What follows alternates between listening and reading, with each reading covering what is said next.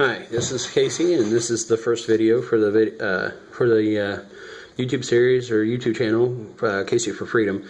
And basically, just to give you guys an overview or a synopsis of what Casey for Freedom is about, we're going to discuss freedom and liberty, and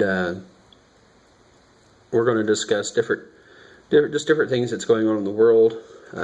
We're going to focus a lot, though, on what's going on in the United States, the political climate, different topics, everything from the Second Amendment, the First Amendment, the Fourth Amendment, the primary amendments that are being attacked, the scandals that have been going on. And we're also going to talk about different stuff that's going on in the world, like in Russia, in the Middle East, Ukraine, Great Britain. Wherever there's strife and there's struggle in political, basically government overreach, we're going to talk about that. I'm leaving the conspiracy theories out of it. Conspiracy theories have no room in my discussions. They're unfounded. They're the lazy way out as far as trying to place blame. And there's no proof to really back it up. So, that being said, the first thing I want to talk about is I want to talk about a subject that's very near and dear to me, and that's the Second Amendment. We've had several attacks on the Second Amendment within the last few years, basically the last few decades, but here recently more than ever. And I honestly believe that when they say gun control, that's exactly what they mean. They want control. Regardless of how many studies come out, even when Obama commissioned the Center for Disease Control to come out with their own study about how guns affect violent crime, the CDC study results were not in Obama's favor. They basically came out with the same conclusion that common sense people came out with all the time, and that is more legally carried guns on law-abiding citizens will equate less violent crime, less rapes, less murders, less armed robberies, less home invasions and whatnot. And if that wasn't enough, I mean, you look at Australia and Great Britain, where the guns have been banned from public use as far as self-defense, and home invasions, burglaries, muggings, carjackings, anything where violent crime is involved has went up anywhere from 15% on higher. Even our own FBI has said that the number one murder weapon in the United States is hands and feet, the second being by a ball bat. Third is guns. I mean, think about that. But we're not regulating Louisville Sluggers. We're not regulating Easton aluminum ball bats.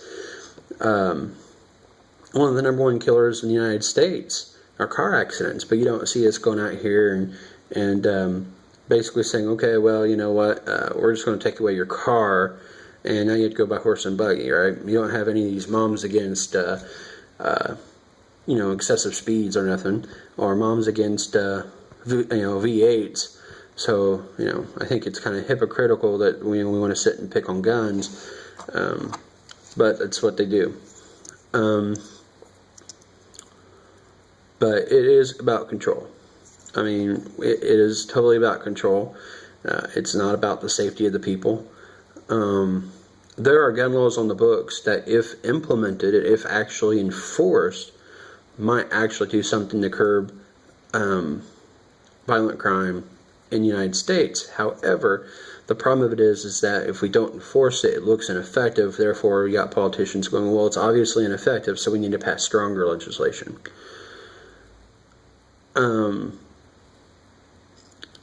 And if that's not a strong enough case for you, if you look at the politician in California who was a massive proponent of gun control, he was a California representative. He authored several very, very severe and very regulatory gun control laws in the state of California. And turns out this guy was smuggling in arms from illegal arms dealers overseas. He told an FBI agent he could easily get him $2 million worth of weapons. So obviously there's hypocrisy there. And if that's, speaking of hypocrisy, if we want to talk about the government's hypocrisy on the Second Amendment, we look no further than the Fast and Furious scandal that happened a few years back, where basically the Department of Justice basically took a bunch of what we would, I guess, what it's popularly termed as assault rifles, such as AK-47s and M4s and whatnot, and sold them to Mexican drug cartels. That's right, Mexican drug cartels. Sold them to them so that way they could say, well, we can track these guns back to the cartels and have a case against them. Not that we don't anyway, right? I mean, they're illegal Mexican drug cartels, and they basically funnel in most of the cocaine and heroin and stuff like that comes into the streets in the United States anyway. And that money also goes to fund terrorists, just to say. But anyway, we help fund that by going and selling these guns to the drug cartels, and these guns have been responsible for the deaths of a few Border Patrol agents, American civilians. Yet there was no the objective of the actual Fast and Furious program went unrealized. There were no arrests, there were no apprehensions, there were nothing except for dead Americans. The people that were responsible for the Fast and Furious program are still running around. So, if that's not a perfect example of hypocrisy in D.C. as far as their feeling towards assault rifles and assault weapons, I don't know what it is. I want people to objectively look at the Second Amendment, and I want them to actually think about, because you get a lot of these people like Mayor Bloomberg, you get these Moms Demand Action and all this other stuff, and they want to sit there and they want to go, well, how do more guns in the hands of people equate to less gun crime? Well, because the thugs who want to break the law, who want to use the guns to get what they want, aren't going to be as apt to act upon those urges, because if they suspect that there's 10 people in the room that are armed, they're not going to want to try to strong arm the place. They're going to want to try to break in. They're going to want to try to come in. They're going to look for soft targets, and that's what they do. Thugs aren't interested in a fair fight. They're interested in a very singular pathway. And if they can get in, get what they need, bully their way in, get out without incident, the faster the better. Doesn't mean they still won't shoot the place up, but